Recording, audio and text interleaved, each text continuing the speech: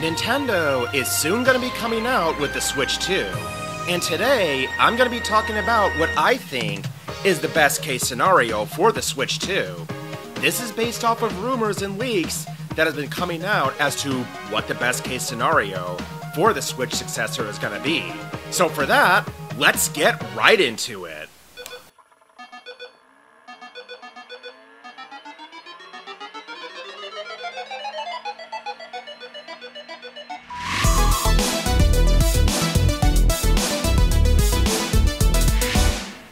What is going on, everybody? This is Dylan of DSL Media, and with Nintendo's successor to the Switch being close to around the corner, today I'm going to talk about what I think is the best case scenario for the Switch successor. I also may talk about what I think is the worst case scenario in another video, but this is going to go over the best possible outcome for the Switch successor, and that's going to be based off of rumors and leaks that has been coming out. And I'm going to go into it based on what is out there. Now, as I talk about the best case scenario, I should also make note that the speculation shown here is going to be based off of realistic outcomes. That is to say, realistic expectations. So, in other words, do not expect the Switch 2 to be anywhere near as powerful as the PlayStation 5, or, even more unlikely, the PlayStation 5 Pro. That type of power is just not possible for a consumer portable system at this time. At least not without making it ridiculously expensive. I mean, for all I know, there could very well be a chipset in the works or that is already out there that could very well handle PlayStation 5 levels of power, but there's no way something like that's going to be affordable at this current time. So, just want to put that out there right now. Alright, so now on to the speculation, and I'm going to start with the power of the system, and well, this is sort of hard to get where the system is likely gonna fall in terms of power, because PlayStation 5 levels is obviously out the window, but the best case scenario is that the system hardware would be closer, not necessarily at the same level, but closer to the PlayStation 4 Pro in terms of performance. These reports indicate that the system would be running on NVIDIA's T239 processor. There's a detailed video explaining it on Digital Foundry, but basically, this chipset was used for the automotive industry, which I find really interesting. But in terms of how it runs with gaming, that actually puts the chipset more at the level of the PlayStation 4 Pro and Xbox One X. Not the Xbox Series X, the upgraded, more powerful Xbox One from last generation. Now, I don't know if it'll exactly surpass the level of those two systems, but if it's at least close to those systems, or even at around the same level, then yeah, I think that this could very well be a game changer for the Switch 2. But, of course, that's just when the system is going to be docked. You're not going to be getting that type of performance when you're playing in handheld mode. As far as handheld mode goes, the best case scenario is that the system will use a 1080p screen, possibly even an OLED screen, and the maximum amount that it'll be, the maximum size, would be about 8 inches. Now, if that's the case, I'm fine with it. I don't think it's likely that you're going to be getting a 4K screen on a portable gaming device, at least at this current time. I mean, hell, even the Steam Deck's display resolution, at least with the recently released OLED model, is about 800p. So I think a 1080p screen for the Switch 2 would work just fine. Plus, the original Switch portable screen goes up to 720p. So having the Switch 2's portable screen go up to 1080p, well, I think that'll work just fine. You're still going to be getting a good experience on a screen like that. And if the 4K image that you'd be getting in docked mode is scaled down in 1080p, then it should still look good even with that screen. And if these visuals can still look this good on a portable screen, well then, that would be another selling point for the system.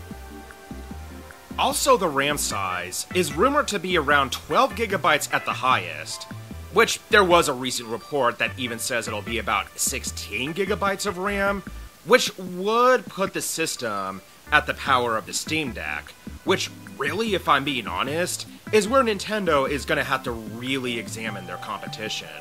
They're no longer the only show in town when it comes to portable gaming devices, so Nintendo is going to have to make the Switch 2 be something that can compete with the Steam Deck and with the ROG Ally.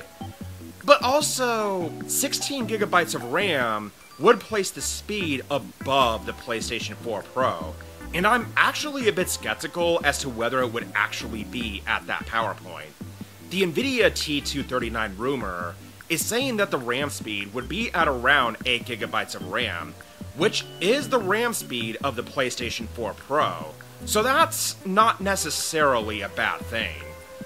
There's also conflicting reports as to what the hard drive space is going to be, but the highest rumored hard drive space that I have seen reported is around 256 gigabytes, which is not a great amount.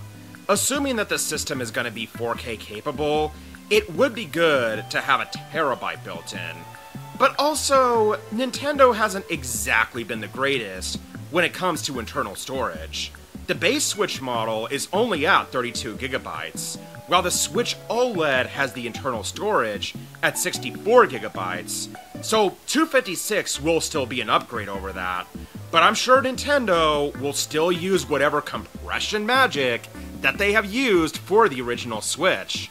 But either way, you're going to have to invest in storage for the Switch 2. I mean, there are 1 terabyte micro SD cards out there, so get your wallets ready, cause you are gonna be dropping some cash on storage. Oh, fun, fun, fun. But one other thing that the Switch 2 is rumored to have that is pretty consistent and is something that aligns with the NVIDIA T239 processor is that it'll support DLSS technology. Yep, that's right, Deep Learning Super Sampling. It's a type of AI technology built inside NVIDIA's technology that upscales lower resolution images and have the images look like it's in 4K. So say for instance, Nintendo releases a game that is not powerful enough to run in 4K on the system. This could be a third-party title or what have you. Well, NVIDIA's DLSS technology would use its AI technology to fill in the extra pixels, and as a result, the lower resolution game would look like it's actually running in 4K, even though it's actually running in 1080p or some other lower resolution. Now, there is one drawback to this particular technology, and that is the fact that most games are not likely going to run at 60 FPS at 4K. This is because although DLSS technology is amazing for upscaling and making lower res games look 4K, it's also not a magic bullet, and it also uses like a certain type of RAM speed and processor speed to actually upscale the images, which would also mean sacrificing part of the frame rate as well. But the games do still look really good by making the lower res games look 4K, but just know where those limitations come from, that there is a certain set of processing power that is required to make the games upscale, and as a result, there would have to be some concessions made. Now, let's talk about games. Particularly, let's talk about launch titles. And one of the first games on my mind when I think about possible launch titles is Metroid Prime 4, which we got a full reveal trailer during the June Nintendo Direct, along with actual gameplay footage, and, well, it looks fantastic.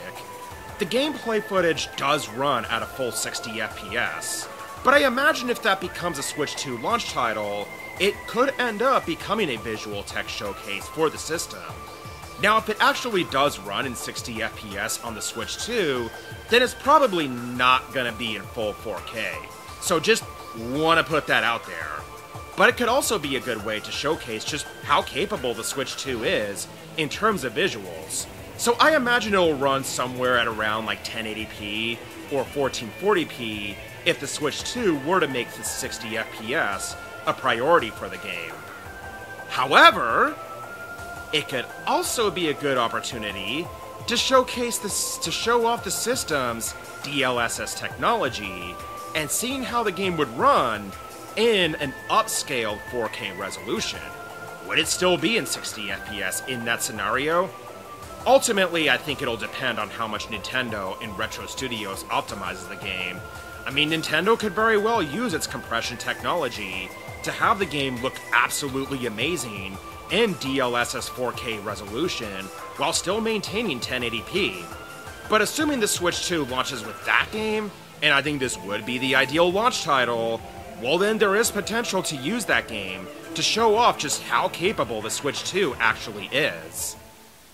Another possible title that might not be as likely to launch with the Switch 2, but it could still be a possibility, is Pokemon Legends ZA. We got a reveal trailer of that back in February, but nothing new has been revealed since. And if that one does come to the Switch 2, well, number one, it would be the first Nintendo system to actually launch with a Pokemon title, and that could very well be a system seller.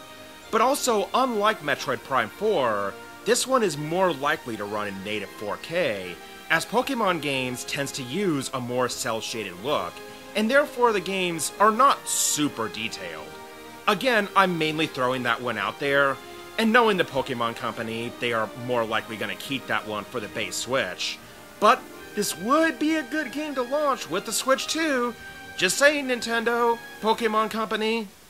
And of course, let's not forget one of the other necessary components, and something that Nintendo has had a history of struggling with, and that is third-party support. Now, the OG Switch was able to get third-party support, even with the rather dated chipset, and there were some great games that was released that you wouldn't even expect to come to the system. There was Doom Eternal, there was Wolfenstein: The New Colossus, and yes, those games were cut down from the PlayStation 4 and Xbox One counterparts, but it still ran good enough that you could take games like that on the go. But also, Nintendo's mobile chipset from 2015 eventually led to not as many third-party developers supporting the Switch, and especially when the PlayStation 5 and Xbox Series X were out, then that made certain games practically impossible to port on Nintendo's dated chipset. And even the way some of Nintendo's later games were running was honestly getting to be kind of embarrassing. Like, there were emulators that ran Metroid Dread at an even more stable performance than the actual Switch itself. It even ran better on the Steam Deck, for crying out loud. And even Paper Mario: The Thousand Year Door, which ran on 900p on the base Switch and only 640p in handheld mode, and it didn't even run in 60 FPS. I mean, that was a remake of a GameCube title! Now, if the Switch 2 does use the NVIDIA T239 processor, then I think chances of third-party support would be even better than the third-party support that the Switch got. And part of the reason why I think that is because although the Switch 2 hardware would still be last generation, it's not so far last generation that it wouldn't become super dated later on. Like, yeah, there are still games to this day getting PlayStation 4 ports, and the upside with the Switch 2 is that the base versions of the PlayStation 4 and Xbox One wouldn't have the same bottleneck that the Switch 2 would have. And because when releasing games for those systems, they would have to keep the OG PlayStation 4 and Xbox One in mind when thinking about the PlayStation 4 Pro and Xbox One X. Switch 2 doesn't even have that same bottleneck, so they would just have to focus on PlayStation 4 Pro power. Now, do I think it's still possible for that to eventually become dated at the end of the Switch 2's life? It's possible, it might, but I feel like there's a chance NVIDIA's T239 card should still hold up pretty well, and shouldn't be as dated as the NVIDIA Tegra X1 chipset was when that launched with the Switch in 2017. Another thing that I feel should be included in the Switch 2, and rumors are leaning towards this one being true, is native backwards compatibility with the original Switch. Now, for some, that is practically a given. Would it be a deal breaker if that wasn't included? Not necessarily. It'd be disappointing, but it wouldn't be a deal breaker. But still, having native backwards compatibility would be a good incentive for people to upgrade to the Switch 2, especially if there's not a whole lot of launch titles for the system. And you know what else I think would be a good incentive? And this might be wishful thinking on my end, but it's not impossible either, is that if games for the original Switch took advantage of the Switch 2's more powerful hardware, that is to say, actually have them run at higher resolutions than they could actually run on the base Switch. Hell, even have them run at higher frame rates too. I mean, I would still love for a game like Paper Mario: The Thousand Year Door to run at a full 60 FPS on the Switch 2, since I think it was practically made for that resolution. And it would also be good too if they add enhanced support for games that did have to be cut down for the OG Switch. Like maybe having the Switch version of Doom run more like the PlayStation 4 Pro version. And enhanced textures would also be a good thing too. But really, if anything, I think Nintendo would much rather release Breath of the Wild, the 4K Definitive Edition, than to do something like that. But now, probably the biggest challenge to the Switch 2 is that this time around, it's not so much going to be Microsoft and Sony that Nintendo's going to have to compete with, but more so it would be other portable gaming devices, particularly the Steam Deck and the ROG Ally. And I do hope they make the Switch 2 as powerful, if not more so, than these two portable gaming devices. And that's part of why I am hoping that the Nvidia T239 rumor is true, because if there is anything that could wipe away the Switch 2, it would be these portable gaming devices.